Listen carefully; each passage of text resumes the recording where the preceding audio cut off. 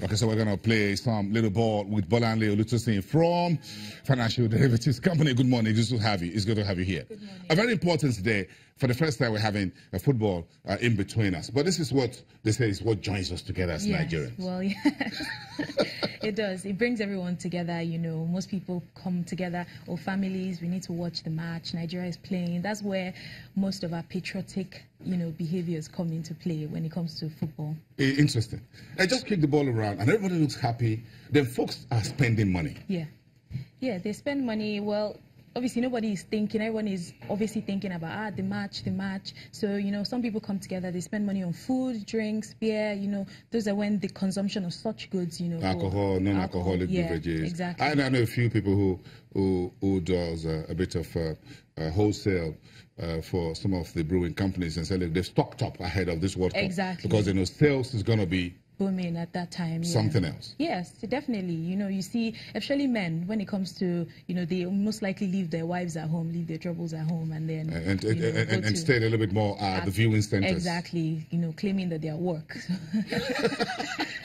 No, you don't reveal. Don't tell. Don't tell the things men do. But again, when you look at football and consumer spirit in Nigeria, you can always tell. I'm sure from today, again being a holiday for at the end of the Ramadan here in Nigeria is going to be something else. Yes. If you mix Ramadan holiday with the beginning of the World Cup, oh my. So the consumer goods market for alcohol, non-alcoholic beverages and what have you will be hot this weekend. Yes, it will be, and it would also spur the demand on, and obviously the prices of some of these other goods. You have a case where some people are buying, more of these spirits, and then because of that, they're buying more food to consume, more food stock or food products to consume as well. And obviously, with the long holiday, a lot of people are stocking up to make sure that they have a, nice time watching. They're going to stock up a little bit on petrol and diesel as well. They don't want to miss any match if they're going to stay at home. Yeah, they probably wouldn't. But prices of diesel are now a bit down to about 220 naira per liter, so that could motivate them. Generators will be on, to make sure that they watch the match and all that. Some folks will just use their phone and stream it. Well, yes, but at least you still need, you need data. To charge. You need to charge. You need data as well. Nigerians are prepared for such things. They are. They don't think about, some of the cost of all these things. Yes, especially when it has to do with football. Interesting. Yeah. And so even though we had inflation in yesterday a little bit lower, folks were just food inflation. Our headline inflation was down 11 to 11.61%. That is good, but foods remain a little bit sticky. But again, let's look at the broad picture and what your team give us as what you call the burning issues. First, from home. Inflation, then second, the FOMC. Yes, so with inflation, obviously it's the 16th consecutive decline. We're excited about it. It was in line with our consensus.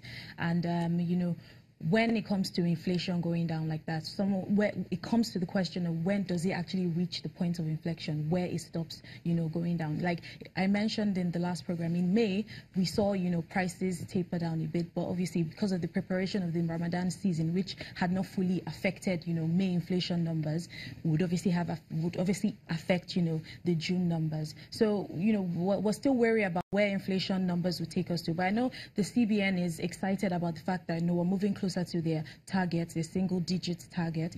And, when they think about that, it also calls to question what their motives or what their moves would be in their July 23rd meeting. Most times it's more optimistic for some of the CBN members to reduce interest rates, but when they're thinking about that, they're also thinking about the Buhari signing of the budget next week.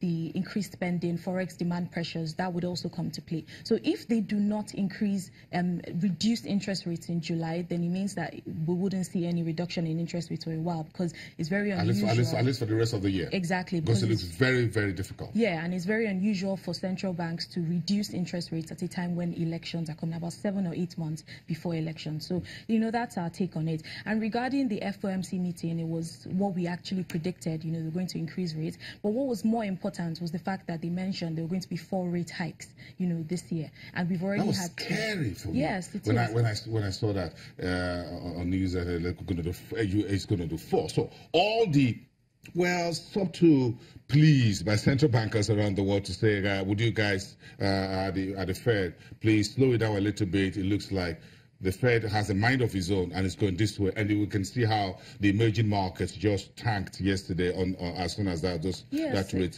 hike came in.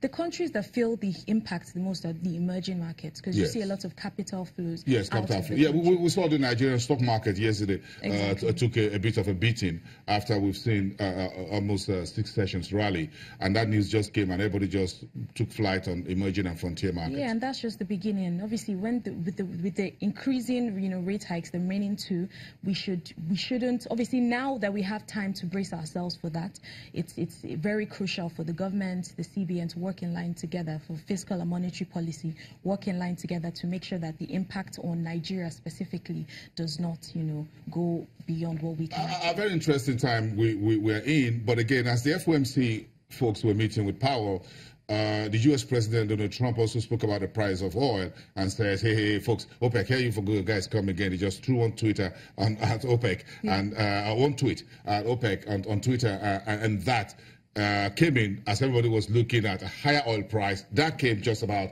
almost on the same day that the International Energy Agency was reviewing 2018, 2019, and said we have a likely chance of a higher price of crude into 2019. But here is Nigeria's oil production down to 1.7%. This is not good news on the paper for us. It's not good news. It's down 3% to about 1.71 million barrels per day. But we see this as only a temporary, decline in oil production because of the Forcados and Nembe Creek, shut down for maintenance. Shell shut down those pipelines for maintenance. But as soon as they're back in line, which I expect that they're probably going to do to take advantage of higher oil prices. Why? Because when it comes to increasing interest rates in the U.S., then there's pressure on, the demand for oil, which would most likely reduce prices. So on one hand, you have, that force pulling prices down. But on the other hand, you also have the supply issues with Nigeria, Venezuela, which are trying to bring prices down. Well, if you split all these burning issues along what is good and what is not so good, and that's what's coming through on the screen right now, Nigerians are more particular about what happens to our month-on-month inflation movement reading as far as core and food inflation. Yeah, month-on-month is usually a better reflection of current prices and inflation expectations. Over the past few months, we've been seeing month-on-month inflation creep up. And, this is more or less a cause for concern. We saw that as much as prices were declining cumulatively, but month-on-month, we've seen gradual inch up when it comes to prices. And it's usually a cause for concern, but right now, we're only thinking about the greater picture. But also focusing on the fact that although prices are increasing, but they're not increasing as rapidly as we expect. So it's something to look at or keep in mind, especially when it comes to the CBN's decision. But so I think those are the main issues when it comes to the month-on-month. But a number of bad news here. Yeah. Isn't it? Yes, they are. Well, Brent crude price is declining. It's about $76 per barrel, but it's not. It hasn't declined to the point where we're actually screaming for help. But we expect that there's a possibility of it declining further. But when it comes to the OPEC meeting, coming up in, I think, June, July. 22nd. Yes. June 22nd. June 22nd. That'll be sometime next week or so. Yeah, we do expect that, the OPEC will take into consideration the rate hikes and also, ways to keep, because I think that's their major concern, to keep prices above, the right level.